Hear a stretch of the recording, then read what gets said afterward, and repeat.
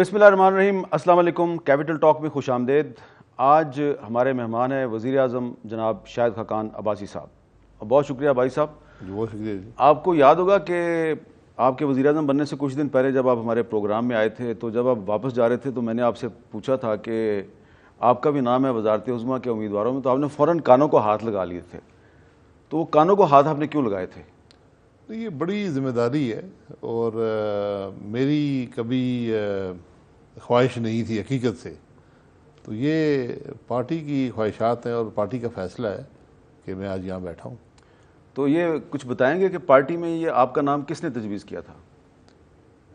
Party میں نواز شریف صاحب نے خود جب میٹنگ ہوئی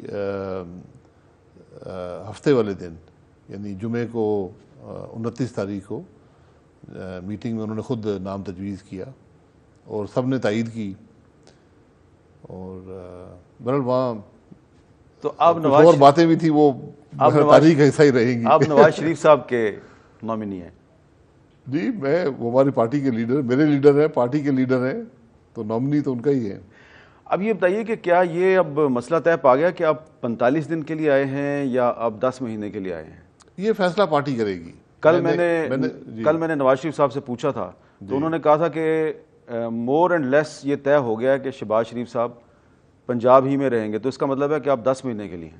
جی جتنا عرصہ پارٹی کہے گی. میں یہ جو کرسی ہے یہ پارٹی کی کا فیصلہ ہے اور جتنے دن بھی وہ کہیں گے اتنے دن ہی میں یہاں رہوں گا.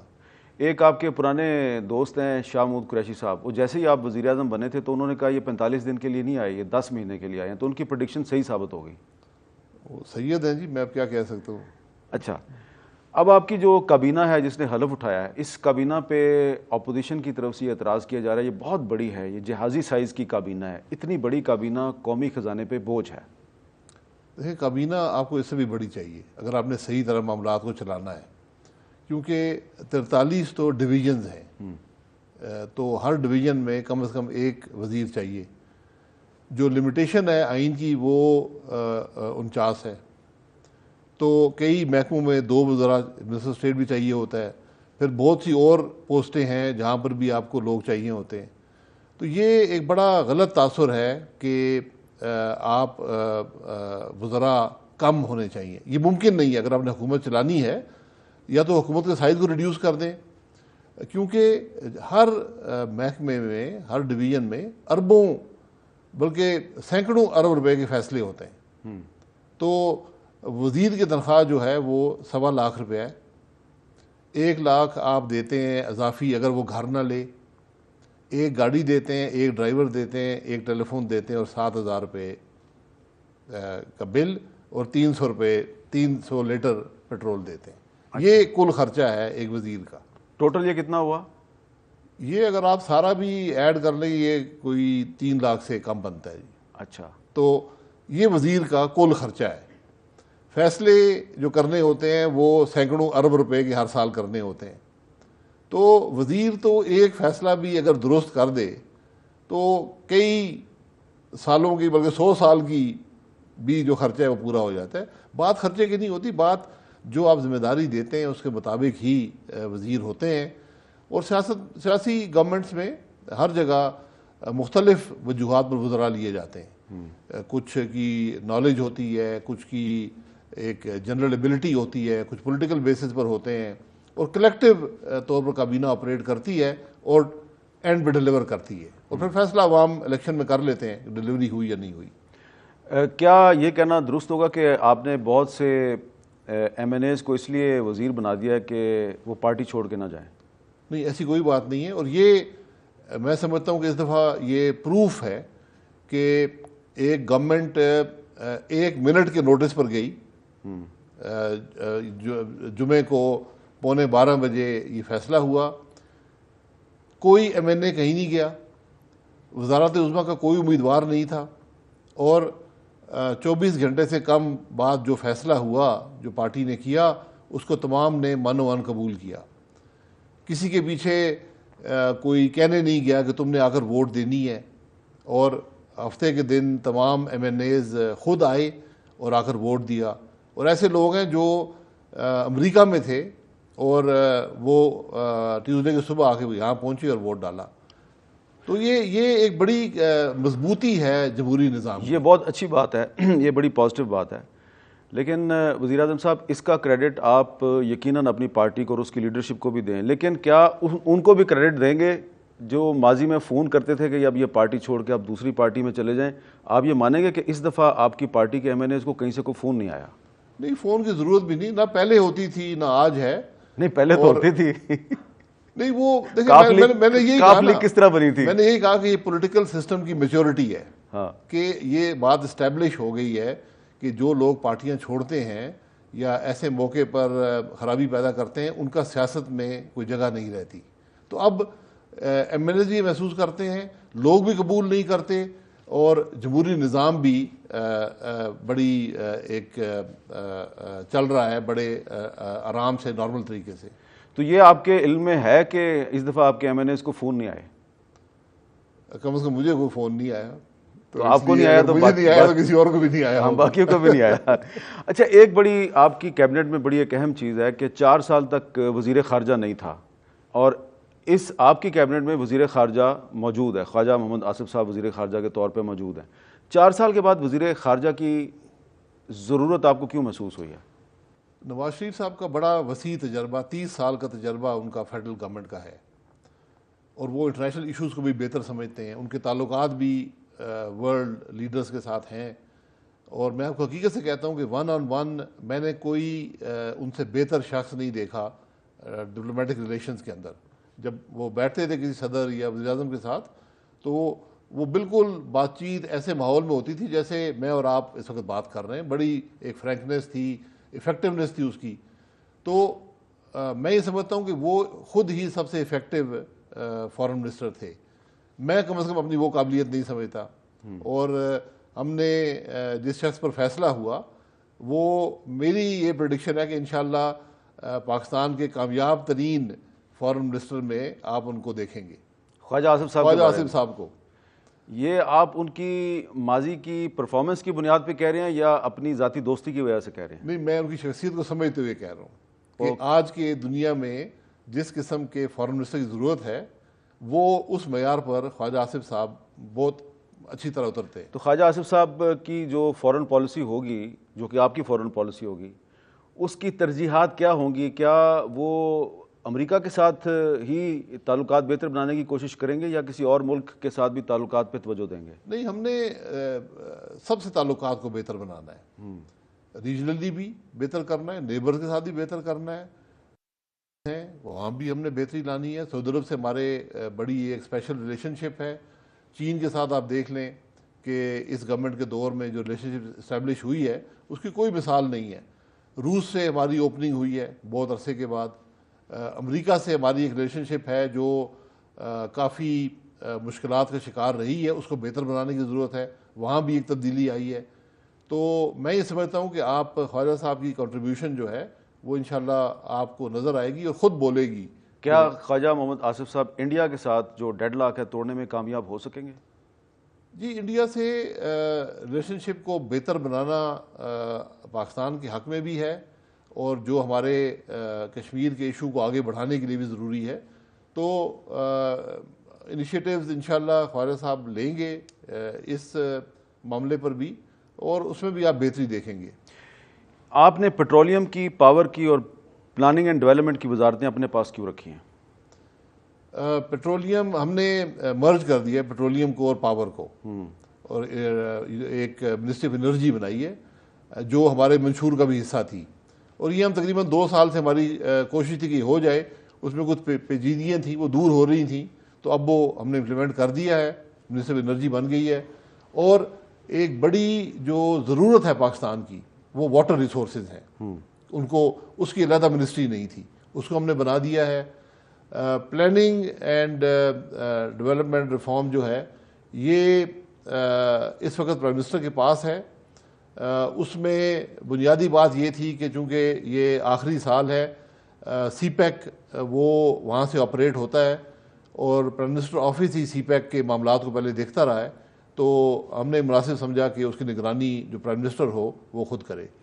چودھری نثار علی خان صاحب آپ کی کیبنٹ میں کیوں شامل نہیں ہوئے؟ نثار علی خان صاحب، آپ میرے ان کے تعلقات جانتے ہیں. ہم ایک ضلع سے ہمارا تعلق ہے, ایک بڑی میوچل رسپیکٹ پر بیسڈ ایک ریلیشن شپ ہے جو 30 سال پر محیط ہے. کسی بھی اور دو ایم این ایز کی اس اسمبلی میں اتنی پرانی ریلیشن شپ نہیں ہے. ہم لوکلی بھی ایک سائڈ پر رہے ہیں لوکل پالیٹکس میں. میں نے ان کے پاس میں ملنے گیا تھا اور انہوں نے کہا کہ میں مکمل طور پر بلکہ جب یہ فیصلہ ہوا میری وزارت عظمیٰ کا تو اس میں سب سے بڑی تائید میں کہوں گا جو تھی وہ چودھری نثار صاحب کی اس میں شامل تھی. تو انہوں نے کہا کہ میں اعلان کر چکا ہوں ٹی وی پر پریس کانفرنس میں, تو اس لیے میں وزارت میں نہیں آؤں گا, لیکن اگر میری کوئی ضرورت ہو, میری سپورٹ تو بلا شبہ آپ کے ساتھ 110% ہے, لیکن کوئی اور ضرورت بھی ہو تو میں انشاءاللہ حاضر ہوں. تو وہ کابینہ میں نہیں ہے لیکن آپ ان کو کابینہ کا حصہ ہی سمجھیں. اچھا, وزیر اعظم صاحب یہ بتائیں کہ بہت سے اپوزیشن کے رہنما جو ہیں انہوں نے پچھلے کچھ دنوں میں جیسے ہی ان کو پتہ چلا کہ شاہد خاقان عباسی صاحب وزیر اعظم بننے والے ہیں تو انہوں نے بیانات کا سلسلہ شروع کیا, اور آپ وزیر اعظم بن گئے تو انہوں نے آپ پر طرح طرح کے الزامات لگانے شروع کر دیے. ایک بڑا الزام یہ لگایا جا رہا ہے کہ مبینہ طور پہ کچھ قطری کمپنیوں کو LNG گیس کے جو ٹھیکے دیے گئے اس میں اربوں روپے کی کرپشن ہوئی ہے. جی, یہ بڑے پرانے الزام لگے ہیں, لگتے رہے ہیں, اور ابھی بھی کچھ اصحاب یہ باتیں کر رہے ہیں. میں نے جب یہ پروسیس شروع کیا, اور میں آپ کو حقیقت سے کہتا ہوں کہ پاکستان کی انرجی کا کوئی سلوشن نہیں تھا اگر ہم LNG امپلیمنٹ نہ کرتے. پاکستان میں 10 سال میں 5 دفعہ LNG کو لانے کی کوشش کی گئی اور وہ فیل ہو گیا. ہم نے الحمدللہ 20 مہینے میں, جب سے گورنمنٹ آئی اس کے 20 مہینے کے اندر LNG سسٹم میں شامل کر دی, اور آج جو اس کے فوائد ہیں وہ چند ارب روپے میں نہیں ہیں, وہ سینکڑوں ارب روپے میں ہیں. بلینز آف ڈالرز کا فائدہ پاکستان کو ہوا ہے, اور اسی نے پاکستان کی انرجی کے کرائسس سے پاکستان کو نکالا ہے اور انشاءاللہ مستقبل میں نکالے گا. جہاں تک قطر کا تعلق ہے, قطر دنیا کا سب سے بڑا پروڈیوسر ہے. ہم نے جو قطر سے ٹھیکہ کیا وہ آج بھی, حالانکہ ابھی دنیا میں پرائسز بڑی نیچے آئی ہیں LNG کی, آج بھی دنیا کے جو لانگ ٹرم منصوبے ہیں LNG جو کانٹریکٹس ہیں اس میں سب سے کم قیمت ہے.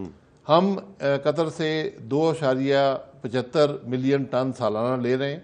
انڈیا 8.5 ملین ٹن لے رہا ہے. جاپان کوئی 30 ملین ٹن کے قریب لیتا ہے. کوریا 20 ملین ٹن کے قریب لیتا ہے. ہماری پرائسز سب سے کم ہے. یہ اس کو دنیا نے تسلیم کیا ہے, اور اس کی بنیادی وجہ یہ تھی کہ پاکستان نے ایک بڑا ٹرانسپیرنٹ نظام استعمال کیا. اس پر بہت سی یہاں بھی تنقید ہوئی, ہم نے اس کا جواب بھی دیا, اور میں نے کچھ اخبار میں خبریں آئیں کہ نیب تفتیش کر رہا ہے. میں نے نیب کو خط لکھا, میں نے کہا جناب اس معاملے میں کوئی اگر مسئلہ ہے میں ذاتی طور پر ذمہ دار ہوں, کیونکہ یہ پروسیس میں نے خود ہینڈل کیا ہے. کسی افسر کو تنگ نہ کریں, ذاتی طور پر میں اس کا ذمہ دار ہوں. میں ایک گزارش آپ سے ضرور کروں گا, یہاں 342 MNAs ہیں, بہت سے پرانے ہیں بہت سے نئے ہیں. میں کوئی لمبی چوڑی دعوے نہیں کرتا, لیکن میں صرف یہ کہتا ہوں کہ مجھ پر الزام وہ شخص لگائے جو یہ کہنے کے قابل ہو کہ جب وہ سیاست میں آیا تو اس کے اثاثے زیادہ تھے, اس کا لائف سٹائل بہتر تھا بنسبت آج کی. مجھ پہ پیسے بنانا کوئی بڑی بات نہیں ہے. تو آپ نے کرنی ہو 30 سال پہلے آپ سیاست میں آئے تو 30 سال پہلے آپ کے اثاثے آج کی نسبت کم ہوئے کہ بڑھے؟ گنا زیادہ تھے اس وقت, اب کم ہو گئے, اب کم ہے. اور میرا لائف سٹائل اس وقت کئی گنا بہتر تھا آج کے لائف سٹائل سے. یہ کوئی فخر کی بات نہیں ہے, یہ ایک حقیقت ہے. لیکن آپ نے پرائم منسٹر ہاؤس میں شفٹ ہونے سے انکار کر دیا ہے, اس کی کیا وجہ ہے؟ کیا اس سیکیورٹی تھریٹ نہیں ہوگا آپ کو؟ سیکیورٹی معاملات انہوں نے سب دیکھے ہیں, اور انہوں نے کچھ ریزرویشن کا اظہار کیا تھا, ان کو انہوں نے مینج بھی کیا ہے. سیکیورٹی مینج کرنی پڑتی ہے, تو کیونکہ یہ کام اب اس نوعیت کا ہے کہ گھر کا ماحول ہونا ضروری ہوتا ہے, ورنہ میں سمجھتا ہوں کہ آپ پوری طرح شاید اپنا کام نہ کر پائیں. کیونکہ تقریباً پورا دن 10-12 گھنٹے دفتر میں گزرتے ہیں، تو اس کے بعد اپنا گھر جیسا بھی ہو وہ کسی جو ایسی جگہ جو آپ کا گھر نہ ہو اس سے تو یقیناً بہتر ہے۔ آپ تمام دن کام کرنے کے بعد سکون کی نیند سونا چاہتے ہیں، اور سکون کی نیند آپ کو صرف اپنے گھر میں آتی ہے؟ سکون کی نیند گھر میں، سب کو گھر میں ہی آتی ہے۔ اچھا، اب یہ بتائیں کہ نواز شریف صاحب جو ہیں وہ جی ٹی روڈ کے ذریعے لاہور جا رہے ہیں، جی آپ ان کے ساتھ جائیں گے؟ جی، میں پنجاب ہاؤس کل جاؤں گا، اور پھر جیسا انہوں نے حکم کیا اس کے مطابق انہوں نے مجھے ویسے ابھی ملاقات ہوئی تھی، انہوں نے ہدایت کی کہ آپ نہ آئیں، لیکن میں سمجھتا ہوں کہ میرے لیڈر ہیں اور میرا فرض ہے کہ جب وہ یہاں سے چلیں تو میں وہاں موجود ہوں۔ پھر جو انہوں نے کہا، کیونکہ قومی ذمہ داریاں بھی ہیں اور وہ خود وزیر اعظم رہے ہیں اور وہ جانتے ہیں کہ کیا اس میں تو آپ کے بہت سے وزراء تو ان کے ساتھ قافلے میں جائیں گے، تو اگر قافلہ 3-4 دن میں لاہور پہنچے گا تو پیچھے سے ان وزراء کی وزارتوں میں کام کون کرے گا؟ وہ تو آپ نے خود پہلے کہا تھا کہ وزیر زیادہ ہو گئے تو شاید کام، لیکن نہیں، وہ جو بھی لوگ جائیں گے وہ ایک حد تک جائیں گے، اپنے علاقے تک جائیں گے اور واپس اپنے کام پر آ جائیں گے۔ اور میں نے ان کو ٹارگٹس بھی دیے ہیں، جو ہم نے جو نواز شریف صاحب نے کام شروع کیے تھے ان کو آگے بڑھانے کا ٹارگٹ ہے، ان کو مکمل کرنے کا ٹارگٹ ہے۔ تو وزراء جو کام کرتے ہیں وہ کوئی دفتری اوقات میں نہیں ہوتا، یہ 24 گھنٹے کا کام ہے، تو اس میں اگر وہ 2, 4, 6, 8, 10 گھنٹے اپنے سیاسی کام کے لیے نکال لیں تو کوئی ایسی برائی نہیں ہے۔ اب آپ کافی دن سے وزیر اعظم ہیں، کیا آپ کو یہ اطلاع دی گئی ہے کہ جی ٹی روڈ کے راستے سے اگر نواز شریف صاحب جائیں گے تو بہت سے سیکیورٹی تھریٹس ہیں؟ جی، سیکیورٹی تھریٹ ہر جگہ ہے، اور میں جیسے پہلے کہا ان کو مینیج کرنا پڑتا ہے، اور یہ سیاسی لیڈر جو بھی ہوتا ہے، جتنا بڑا لیڈر ہوتا ہے تھریٹ زیادہ ہوتا ہے۔ جی، تو نواز شریف صاحب یہ سب جانتے ہیں، لیکن اگر آپ نے سیاست میں رہنا ہے تو پھر یہ تھوڑی جرأت سے کام لینا ہوتا ہے اور ان حالات کا مقابلہ کرنا پڑتا ہے۔ نواز شریف صاحب نے پچھلے 2-3 دن میں میڈیا کے ساتھ کافی انٹریکشن کی ہے، اس میں وہ بہت سی باتیں کر رہے ہیں، اور وہ جو باتیں جب اخبارات میں آتی ہیں، ٹی وی چینلز پہ آتی ہیں، تو جو آپ کے سیاسی مخالفین ہیں وہ پھر ان میں سے سوالات بنا رہے ہیں۔ آج طاہر القادری صاحب نے بھی لاہور میں ایک جلسہ کیا ہے، عمران خان صاحب نے بھی بات کیا ہے، تو وہ جو نواز شریف صاحب کہتے ہیں کہ ان کو حکومت سے نکالنے کا فیصلہ بہت پہلے ہو گیا تھا لیکن امپلیمنٹ اب ہوا ہے، تو لوگ یہ پوچھ رہے ہیں کہ یہ سازش کس نے کی ہے؟ وہ بتا نہیں رہے کہ سازش کرنے والا کون ہے۔ طاہر القادری صاحب بھی کہہ رہے ہیں کہ اگر جرت ہے، بہادری ہے تو سازش کرنے والے کا نام لیں، آپ نام کیوں نہیں لیتے؟ دیکھیں، یہ بہادری کی باتیں نہیں ہے، نواز شریف صاحب نے اپنا ایک اوپینین عوام کے سامنے رکھا ہے کہ مختلف طریقے سے یہ کوشش تھی کہ شاید حکومت کو نہ چلنے پائے، اور جو سازش کا مقصد یہی ہوتا ہے کہ وہ لوگ جو نہیں چاہتے کہ پاکستان ترقی کرے وہ سازش کرتے ہیں، جی، تو ان کا مقابلہ بھی کرنا پڑتا ہے، اور ان کا مقابلہ سیاست سے ہی ہوتا ہے اور ڈلیوری سے ہوتا ہے۔ تو آج نواز شریف صاحب نہیں ہیں، اس کرسی پر نہیں ہیں، ان کی پالیسیز قائم ہیں اور قائم رہیں گی، اور ملک انشاءاللہ ترقی کرے گا۔ میں ہر ایک سے یہ کہتا ہوں کہ آپ 99 کے بعد کے معاملات دیکھ لیں۔ 99 میں ایک کو ہوا، ایک عامر کی حکومت آئی، 2008 تک رہی، پھر ایک الیکٹڈ گورنمنٹ آئی 2013 تک۔ میں نے ان دونوں ادوار کے جو حضرات رہے ہیں ان حکومتوں میں، میرا ان کو کھلم کھلا چیلنج ہے کہ آپ اپنے دور کا ایک منصوبہ دکھا دیں، ٹھیک ہے، ایک منصوبہ جو پاکستان کے مفاد میں آپ نے کیا ہو۔ میرے ساتھ قاہرہ صاحب ایک پروگرام میں تھے، میرے پرانے دوست ہیں، انہوں نے بڑی تنقید کی، جیسے طاہر القادری صاحب بھی کر رہے ہیں، عمران خان صاحب تو خیر روز ان کا تو یہ پروفیشن ہے تنقید کرنا، تو ایک ہوتے ہیں وہ پروفیشنل تنقید کرنے والے، تو وہ کرتے ہیں، روز کرتے ہیں، کوئی نئی بات نہیں ہے۔ آپ ان کو کرٹک کہہ رہے ہیں؟ جی، پروفیشنل کرٹک۔ اچھا، تو کیونکہ سب سے آسان کام تنقید کرنا ہوتا ہے زندگی میں نے دیکھا کہ سب سے آسان کام تنقید، کوئی کام ہو رہا ہے یہ ٹھیک نہیں ہے بھئی آپ بہتر کر لیں۔ تو میں نے قاہرہ صاحب کو کہا، میں نے کہا یار آپ 5 سال حکومت میں رہے، آپ مجھے اپنی حکومت کا ایک کام بتا دیں۔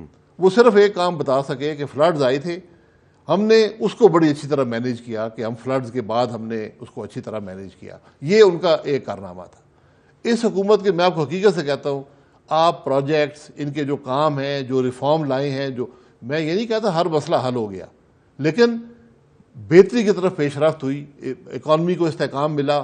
اتنی لمبی لسٹ ہے جس کا اگر میں بیان کرنا شروع کروں شاید یہ آدھا گھنٹہ اسی میں گزر جائے. اچھا, آپ نے عمران خان صاحب کا ذکر کیا, تو عمران خان صاحب نے آج ایک یہ بھی سوال پوچھا ہے کہ یہ جو نواز شریف صاحب جی ٹی روڈ پہ جا رہے ہیں تو مرکز میں بھی ان کی حکومت ہے, آپ ان کے وزیر اعظم ہیں, پنجاب میں بھی ان کی حکومت ہے, شہباز شریف صاحب پنجاب کے وزیر اعلیٰ ہیں, تو یہ احتجاج کس کے خلاف ہو رہا ہے؟ احتجاج یہ احتجاجی تو نہیں ہے. اچھا, کس نے کہا احتجاج کر رہے ہیں؟ یہ احتجاج نہیں ہے. نہیں, یہ تو نواز شریف صاحب اپنے گھر جا رہے ہیں, اور یہ تمام ایم این ایز کی خواہش تھی کہ ہمارے حلقے سے گزر کر جائیں تاکہ عوام جو ہیں جنہوں نے اس فیصلے کو قبول نہیں کیا وہ اپنے رد عمل کا اظہار کر سکیں. تو اس تمام جی ٹی روڈ پہ مارچ کے دوران جو تقریریں ہوں گی, جو نعرے لگائے جائیں گے, وہ کسی ادارے یا کسی اپوزیشن کی پارٹی کے خلاف نعرے نہیں لگیں گے؟ نہیں, وہ پارٹی کے حق میں نعرے لگیں گے. لوگ اپنی پارٹی سے اظہار یکجہتی کرنا چاہتے ہیں اور اس سے پارٹی موبلائز ہوگی, پارٹی کے اندر اسٹرینگتھ آئے گی, اور اس کے بڑے پازیٹیو اثرات ہوں گے. یقیناً سیکیورٹی کا ایشو ہوتا ہے لیکن اس کو بھی مینیج کیا جا رہا ہے, اور انشاءاللہ خیر و عافیت سے یہ معاملہ ہو جائے گا.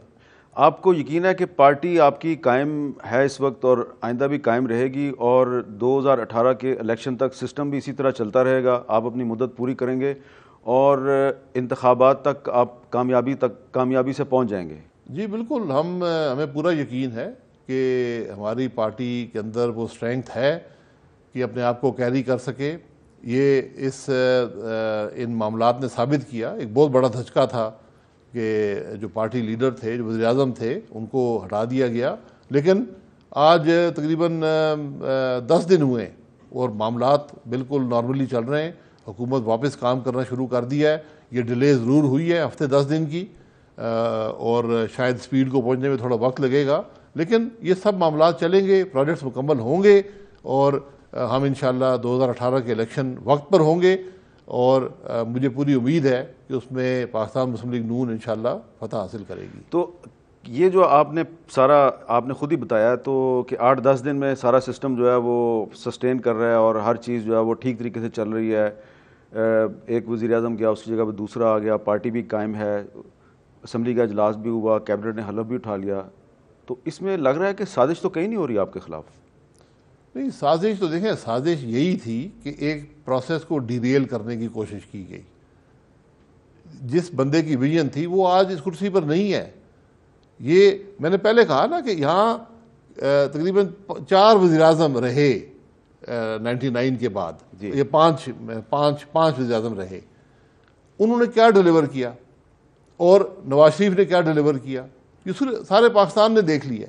تو جب ایسے شخص کو آپ ہٹائیں گے جس طرح بھی ہو تو وہ ملک کے خلاف سازش ہی ہوتی ہے. تو یہ سپریم کورٹ نے ملک کے خلاف سازش کی ہے؟ بہرحال میں یہ نہیں کہتا سپریم کورٹ نے کی ہے یا کسی اور نے کی ہے, میں تو یہ کہہ رہا ہوں کہ جس معاملے سے ملک کا نقصان ہو وہ معاملہ اس کو سازش ہی سمجھیں. چلیں, اچھی بات ہے کہ آپ ڈائریکٹلی کسی انسٹیٹیوشن کے ساتھ کنفرنٹریشن نہیں کرنا چاہ رہے. قطعاً اس سے انسٹیٹیوشنل معاملات نہیں ہیں. یہ میں کہہ رہا ہوں کہ جو لوگ نہیں چاہتے کہ پاکستان ترقی کرے, ملک کے اندر بھی عناصر ہیں, ملک کے باہر بھی عناصر ہیں, وہ اس وجہ سے یہ سارا پروسیس ڈیریل ہوا. لیکن ہم نے پروو کیا کہ ریزیلینس ہے اور یہ پارٹی ملک کو استحکام دے سکتی ہے نامساعد حالات کے باوجود. نواز شریف صاحب نے ایک گرینڈ نیشنل ڈائلاگ کی اور ٹروتھ اینڈ ریکنسیلیشن کمیشن کی بات بھی کی ہے, اور بڑی اہم بات ہے, اس پہ ہم آپ سے بات کریں گے ایک بریک کے بعد.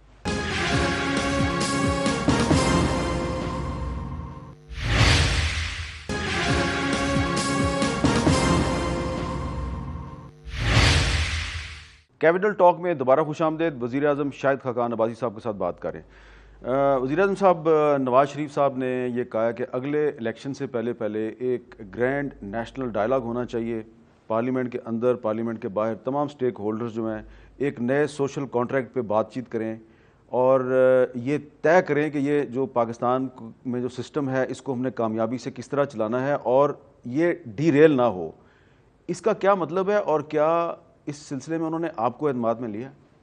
جی, میں نے جو بات کی تھی اپنی تقریر میں وہ انہی کی ڈائریکشن پر کی تھی کہ ہم نے پارلیمنٹ کے وقار کو, سیاست کے وقار کو بحال کرنا ہے. اس وقت سیاست ملک میں ایک گالی بن چکی ہے, اس میں سیاستدانوں کا قصور بھی ہے, کہ ہم نے جو لہجہ اپنایا ہے پچھلے 4 سال میں، جس طرح سیاست کی ہے، الزامات لگائے ہیں، میں اس کو یک طرفہ نہیں کہوں گا، لیکن عوام کے سامنے ہے کہ یہ کس نے شروع کیا، کیا اس پر کیا۔ اب ضرورت اس بات کی ہے کہ ایک ڈائلاگ ہو، جس طرح چارٹر ڈیموکریسی سائن ہوا تھا، اسی قسم کا ایک چارٹر ہونا چاہیے جس میں ایتھکس کی بات ہو، جس میں جو آپ کا کنڈکٹ ہے اس کی بات ہو، سیاست میں کیسے کرنی ہے۔ ایک چارٹر آف اکانومی ہو کہ جو پالیسی، اکنامک پالیسیز ہیں اسپیشلی، وہ پولیٹیکل چین سے انسولیٹڈ ہوں، ان میں تمام جو پارٹیز ہیں ان کی اس کے اندر شمولیت ہو، اور جو پارٹی حکمران ہو وہ چلائے، اور جب الیکشن ہو اور دوسری جماعت آ جائے وہ ان کو کنٹینیو کرے، کیونکہ ملک میں انویسٹمنٹ آتی ہے اس میں اسٹیبلٹی آف پالیسی بڑا ضروری ہوتا ہے۔ سب سے اہم عناصر ہے، اگر آپ نے ملک میں اہم عنصر ہے، اگر آپ نے ملک میں اسٹیبلٹی لانی ہے، اکانومی کو گرو کرنا ہے، کہ آپ کی پالیسیز پولیٹیکل چینج کے ساتھ بدل نہ جائیں۔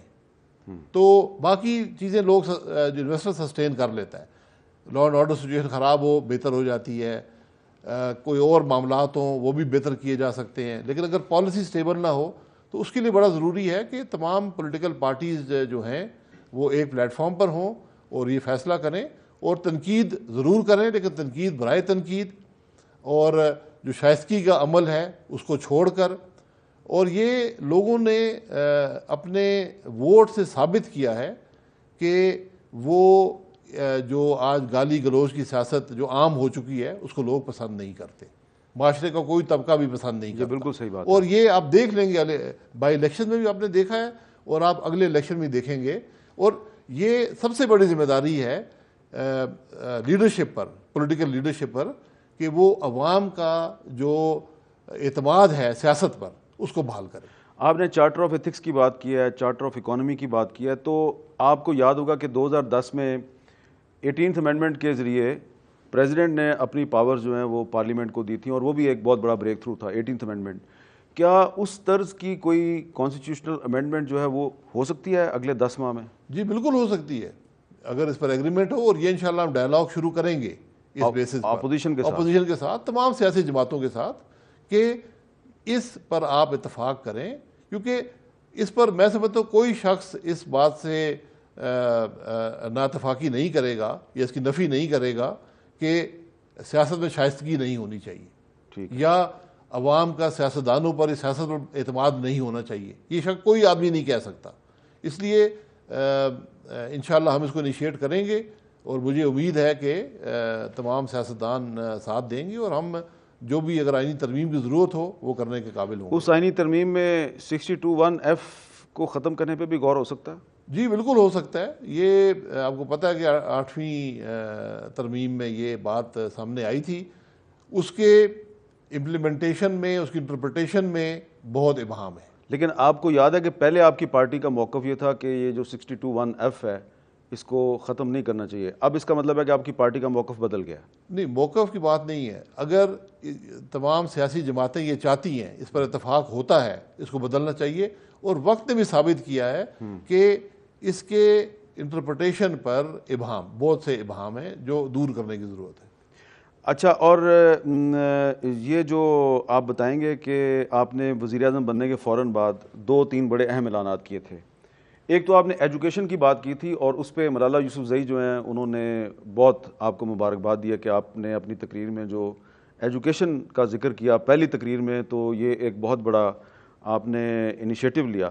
لیکن دوسری آپ نے بات کی تھی کہ نومبر تک آپ لوڈ شیڈنگ ختم کر دیں گے، لیکن جب سے آپ وزیر اعظم بنے ہیں شاید آپ کو اطلاع ملی ہو کہ لوڈ شیڈنگ کا دورانیہ کچھ بڑھ گیا ہے۔ جی میں پہلے ملالہ یوسفزئی صاحبہ کا مشکور ہوں، وہ پاکستان کا دنیا میں ایک سمبل ہے، ایک آئیکن ہے، اور ایجوکیشن جو ہے یہ اب فیڈرل محکمہ نہیں ہے لیکن فیڈرل منسٹری موجود ہے، تو جو ہم نے بات کی تھی وہ یہی کی تھی کہ کم از کم فیڈرل گورنمنٹ ایک ڈائریکشن دے سکے کہ ایک کامن کریکولم ہو، ایک common testing who, quality of education کو بہتر بنایا جائے، کیونکہ کوئی ملک بھی ایجوکیشن کی کوالٹی کو بہتر بنائے بغیر ترقی نہیں کر سکتا. یہ ایک بڑی واضح بات ہے. تو اس پر انشاءاللہ ہم ایمفسائز کر رہے ہیں اور اس کے بعد بھی کرتے رہیں گے, زیادہ ایمفسائز ہوگا. اور دوسری بات جو آپ نے لوڈ شیڈنگ کے بارے میں کی ہے, وہ میں آج بھی کہتا ہوں کہ انشاءاللہ نومبر کے بعد آپ لوڈ شیڈنگ نہیں دیکھیں گے. نومبر 2017 کے بعد انشاءاللہ ملک میں لوڈ شیڈنگ نہیں ہوگی. مشکلات ضرور آ سکتی ہیں مقامی سطح پر. وزیر اعظم صاحب آپ کی بات ریکارڈ ہو گئی ہے. جی آپ نے ریکارڈ کر لی ہے. انشاءاللہ نومبر 2017 میں آپ سے پھر بیٹھیں گے اور یہ بات بھی ہو جائے گی. اس وقت ہمیں ایکسپیکٹیشن یہ تھی کہ اگست میں ہم میکسیمم 3 سے 4 گھنٹے کی 3 گھنٹے شہروں میں 4 گھنٹے دیہی علاقے میں لوڈ شیڈنگ ہوگی, اور شروع میں ہوئی, لیکن کچھ آپریشنل معاملات پیدا ہوئے ہیں 1-2 پاور پلانٹس میں, وہ ہم حل کر رہے ہیں اور جیسے بھی ہو جائیں گے انشاءاللہ وہ دور ہو جائے گا. میں چونکہ نمبرز کی بات کر رہا ہوں, تو جو نمبرز ہیں کیونکہ ہم نے اتنی پاور جنریشن ایڈ کی ہے اور کر رہے ہیں کہ ہمیں پوری امید ہے کہ انشاءاللہ نومبر 2017 کے بعد لوڈ شیڈنگ ملک میں ایک ان نون انشاءاللہ ایک چیز ہوگی. اور میں خواجہ آصف صاحب کا جو نواز شریف صاحب کی ڈائریکشن میں جو محنت ہوئی ہے, اب یہ دیکھیں کہ 30 میٹنگز کیبنٹ کمیٹی انرجی کی ہوئی, جو پرائم منسٹر نے خود چیئر کی. ان میں بھی ہوتا تھا, خواجہ صاحب بھی ہوتے تھے, ڈار صاحب بھی ہوتے تھے, دیگر وزراء بھی تھے. کوئی میٹنگ بھی 3 گھنٹے سے کم نہیں تھی. تو اس محنت کے بعد جا کے اس مسئلے کو حل کیا گیا. آپ نے اپنی پہلی تقریر میں اسلحہ لائسنسوں کی بات کی تھی اور یہ ایک بہت بڑا انیشیٹو تھا. اب آپ کی کابینہ بھی حلف لے چکی ہے, تو کیا آپ اپنے اس اعلان پہ قائم ہیں کہ آپ اسلحہ لائسنس آٹومیٹک ویپنز کے اسلحہ لائسنس کینسل کریں گے؟ جی میں نے یہ پہلے بھی بات کی تھی کہ میں ذاتی رائے دے رہا ہوں, اور میرا یہ بہت عرصے سے میرا یہ اوپینین ہے کہ ملک میں پرائیویٹ سٹیزن کے پاس آٹومیٹک ویپن نہیں ہونا چاہیے. ہم نے تفریق کی ہوئی ہے بور کی بنیاد پر. وہ ایک پرانی ایک چیز ہے, جب ایک پرٹیکولر بور جو ہوتی تھی وہ فوج استعمال کرتی تھی تو وہ عام آدمی نہیں رکھ سکتا تھا. آج فوج جو ہے یا لا انفورسنگ ایجنسیز ہیں وہ ہر قسم کا بور استعمال کرتی ہیں, تو وہ چیز اب نہیں ہے. ہم نے آٹومیٹک ویپن کو لائسنس کیا ہے پاکستان میں. دنیا میں 200 سے زائد ممالک ہیں, کوئی ملک ایسا نہیں ہے جو آٹومیٹک اسلحے کو لائسنس کرتا ہو پرائیویٹ سٹیزن کے لیے. امریکہ جیسا ملک جس میں right to bear arms 2nd amendment کا حصہ ہے کہ کانسٹیٹیوشنل رائٹ ہے ٹو اون اے ویپن, لیکن وہاں بھی آٹومیٹک اسلحہ لائسنس نہیں ہوتا. ٹھیک ہے, اس چیز کو دور کرنے کی ضرورت ہے, اور میں کابینہ سے بات کروں گا, میں اسمبلی سے بات کروں گا, اور فیڈرل گورنمنٹ اس میں انیشیٹو لے گی. مجھے پوری امید ہے کہ کابینہ اور اسمبلی ساتھ دے گی, اور ہم یہ جو لعنت ہے اس کو دور کرنے میں قابل ہوں گے. نواز شریف صاحب بار بار کہتے ہیں کہ پاکستان میں کبھی کسی ڈکٹیٹر کو سزا نہیں ملی, کوئی عدالت اس کو سزا نہیں دے سکتی. تو پاکستان کی کئی عدالتوں نے پرویز مشرف صاحب کو اشتہاری ملزم قرار دیا ہوا ہے, لیکن وہ پاکستان سے باہر جا چکے ہیں. اب آپ نے احسن اقبال صاحب کو وزیر داخلہ بنا دیا ہے, تو آپ کے جو نئے وزیر داخلہ ہیں وہ انٹرپول کے ذریعے مشرف کو پاکستان واپس لا کے عدالتی احکامات پر عمل درآمد کا انیشیٹو لے سکیں گے یا نہیں؟ دیکھیں, یہ حکومت کا کام ہے کہ جو بھی عدالت کے احکامات ہیں اس کو امپلیمنٹ کرے. آپ نے دیکھا کہ ایک وزیر اعظم, سٹنگ وزیر اعظم کو سپریم کورٹ کا آرڈر ہوا, ابھی آرڈر چھپا نہیں تھا, وہ امپلیمنٹ ہو گیا, اتفاق ہو یا نہ ہو. اسی طرح قانون کے سامنے سب برابر ہوتے ہیں.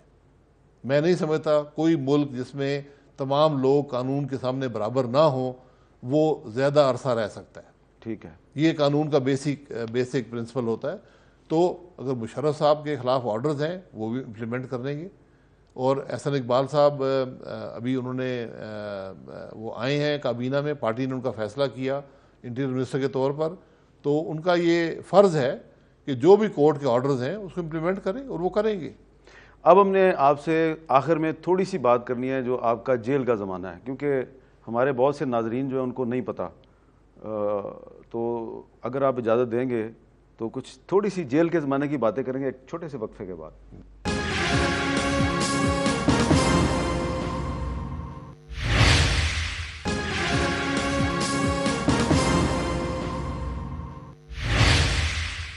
وقفے کے بعد کیپٹل ٹاک میں دوبارہ خوش آمدید. شاہد خاقان عباسی صاحب, جب آپ وزیر اعظم نہیں تھے 1999 میں, آپ چیئرمین PIA تھے, تو 12 اکتوبر 1999 کو پاکستان میں بغاوت ہو گئی تھی, نواز شریف صاحب کی حکومت ختم ہو گئی تھی. آپ کو کراچی میں گرفتار کر لیا گیا تھا, اور جس مقدمے میں آپ کو گرفتار کیا گیا اس کی FIR کئی دنوں کے بعد درج ہوئی تھی. آپ نے لانڈی جیل میں کافی عرصہ گزارا. تو وہ جو جیل میں آپ نے زمانہ گزارا تھا اس میں سے تقریباً 6 ماہ آپ کے ساتھ نواز شریف صاحب بھی تھے, وہ بھی آپ کے ساتھ تھے. اسی جیل میں آصف زرداری صاحب بھی تھے. تو وہ جیل سے آپ وزیر اعظم ہاؤس تک پہنچے ہیں, تو جیل کے زمانے کی کون سی ایسی بات ہے جو آپ ابھی تک آپ بھلا نہیں سکے؟ دیکھیے, جیل جو ہوتی ہے وہ جو میرا تجربہ ہے وہ ایک آزمائش بھی ہوتی ہے, لیکن تربیت, اس سے زیادہ تربیت ہوتی ہے. تو جو عرصہ میں نے گزارا, میں تو اس کو تربیت, اپنی زندگی کی تربیت کا ایک حصہ سمجھتا ہوں. 2 سال تھے جی, تقریباً 2 سال جی. اور اس میں 6 ماہ نواز شریف صاحب بھی وہاں تھے. بلکہ جب پہلا جو ہماری رات تھی جیل میں, اس سے پہلے ہم ملٹری کسٹڈی میں تھے, تو وہ ایک چھوٹا جیل کے اندر ایک چھوٹی جیل تھی, اس میں میں اور نواز شریف صاحب تھے, اور 10 کوٹریاں تھیں وہاں پہ. تو تقریباً تیسری میں میاں صاحب تھے اور 7ویں میں میں تھا. اور میں یہ ضرور کہوں گا کہ نواز شریف صاحب نے بڑی وقار کے ساتھ, ڈگنیٹی جسے کہتے ہیں, اس کے ساتھ جیل کاٹی ہے. اور یہ آپ بتائیں گے کہ اس وقت آپ کو جیل میں کیوں ڈالا گیا تھا؟ آپ سے کس بات کی تفتیش ہو رہی تھی؟ دیکھیے, وہ چونکہ ایک بہانہ چاہیے تھا اس ٹیک اوور کے لیے. تو انہوں نے کہا کہ یہ جس جہاز میں مشرف صاحب آ رہے تھے اس کو ڈائریکشن دی گئی کہ تم پائلٹ کو کہ تم انڈیا چلے جاؤ یا تم جہاز کو زمین پہ مار دو. ایک مفروضہ, ایک ایسی باتیں کہ اس کے کوئی عقل تسلیم نہیں کرتی تھی, اور حقائق بھی اس کے برخلاف تھے. یعنی جو اس میں 28 وٹنسز آئے جن سوائے 2 کے سب نے جھوٹ بولا. اس میں جو FIR بنی وہ 7 صفحے کی انگلش میں ٹائپڈ FIR تھی. اس کو پہلی ہی پیشی میں جو جج تھے رحمت حسین جعفری, انہوں نے اٹھا کے باہر پھینک دیا, کیونکہ وہ 10 نومبر 1999 کو درج ہوئی تھی. واقعہ 12 اکتوبر کا تھا. نہیں, انہوں نے, جن صاحب نے درج کی تھی, ایک کرنل صاحب تھے, انہوں نے ان سے پوچھا کہ آپ نے جو یہ لکھا ہے, جو آپ نے شکایت کی ہے, آپ نے یہ مشاہدہ کیا اس کا, یہ آپ نے دیکھا کہ یہ واقعات ہوئے؟ انہوں نے کہا نہیں. تو جج نے پوچھا آپ کو کیسے معلوم ہو؟ انہوں نے کہا میں نے سنا ہے.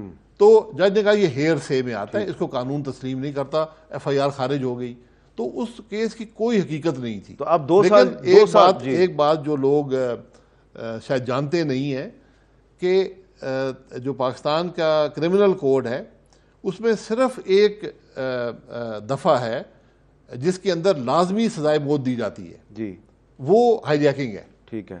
باقی اگر قتل میں بھی جو لازمی سزا ہے وہ عمر قید ہے, اور آپ کو گراؤنڈز ہوں تو آپ ہائی جیکنگ کے ملزم تھے. جی, ہم سب ہائی جیکنگ کے, پرائم منسٹر صاحب, میں, ہم سب ہائی جیکنگ کے ملزم تھے. تو پھر آپ کی 2 سال تک آپ کو کیوں بند رکھا گیا؟ جب اس کے بعد وہ ٹرائل چلا, رحمت حسین جعفری جیسا جج تھا جنہوں نے کوئی دباؤ قبول نہیں کیا. ٹھیک ہے. میں سمجھتا ہوں کہ پاکستان کی جو لیگل ہسٹری ہے اس میں ایسے لوگ بھی جن کو ہم نے ریکگنائز نہیں کیا. ہم PCO کے ججز کو تو مانتے ہیں, لیکن ہم رحمت حسین جعفری کو نہیں مانتے جو اس پورے پریشر کے سامنے کھڑا رہا. تو اس کے بعد ہمیں ایکوٹ, اور آپ یہ دیکھیں بڑی عجیب بات ہے کہ ان پر بڑا دباؤ پڑا, انہوں نے سزائے موت نہیں دی میاں صاحب کو. انہوں نے دباؤ میں آ کر یا جو بھی انہوں نے ایک فیصلہ کیا جس میں 6 افراد کو ایکوٹ کر دیا اور میاں صاحب کو عمر قید کی سزا دی گئی. اور یہ آپ کو پتہ ہے کہ جب ایسا کیس ہو جس میں سزائے موت ہو, تو جب کیس ختم ہوتا ہے اور سزائے عمر قید مل جائے تو وکیل آ کر مٹھائی بانٹتے ہیں اور مبارکباد دیتے ہیں کہ آپ بچ گئے اور کیس آپ نے جیت لیا. تو اس قسم کا ماحول تھا. تو الحمدللہ یہ میاں نواز شریف کی میں سمجھتا ہوں کوئی ان کو دعائیں ہیں کہ بھٹو جیسا آدمی اکیلا پھانسی تک گیا، اور میاں نواسی کے ساتھ باہر جو لوگ تھے وہ تو تھے ہی تھے، لیکن 6 افراد جیل کے اندر اسی کیس میں تھے اور کوئی آدمی ان کو چھوڑ کر نہیں گیا، کوئی ان کے خلاف وٹنس نہیں بنا۔ ایک آدمی اپروور بنا تھا شروع میں جو ڈی جی سی اے تھا، امین اللہ چودھری، جی اللہ ان کو بخشے، وہ برداشت نہیں کر پائے، انہوں نے اپنا، آپ کو کہا گیا تھا کہ آپ بھی اپروور بن جائیں؟ جی ایک ہمیں اپروور تو خیر ان کو پتہ تھا، سوال ہی پیدا نہیں ہوتا۔ مجھے اور غوث علی شاہ صاحب کو یہ کہا گیا کہ آپ صرف آ کر سچ بیان کر دیں کہ ہمیں وزیر اعظم کا ٹیلی فون آیا تھا، کیونکہ قانون میں اس کو کانسپریسی کو کمپلیٹ کرنے کی بات ہوتی ہے کہ آپ صرف آ کر وٹنس سٹینڈ پر یہ بیان دے دیں، یہ الفاظ کہہ دیں کہ ہمیں ٹیلی فون آیا تھا، اس سے لیگل ٹرمز میں کانسپریسی کمپلیٹ ہو جاتی ہے۔ آپ نے کیا کہا؟ میں نے کہا یہ ہماری تربیت نہیں ہے۔ آپ نے کہا کہ مجھے کوئی فون نہیں؟ جی نہیں، ہم نے کہا کہ ہم سیاسی لوگ ہیں، وہ میرے دوست بھی ہیں، لیڈر بھی ہیں، اور ہماری تربیت نہیں ہے کہ مشکل وقت میں دوست کا ساتھ چھوڑ جائیں۔ یہ ایک بنیادی بات ہے، اس میں کوئی، میں نے پہلے کہا کہ فخر کی بات یہ نہیں ہوتی، یہ انسان کے اندر یہ بات ہونی چاہیے۔ تو اللہ کا کرم ہے کہ جو ہمیں پرسیکیوٹ کرنے والے لوگ تھے وہ آج کہاں بیٹھے ہیں، اور جن کو پرسیکیوٹ کیا گیا وہ آج کہاں بیٹھے ہیں۔ بہت بہت شکریہ شاہد خاقان آبادی صاحب، تھینک یو ویری مچ۔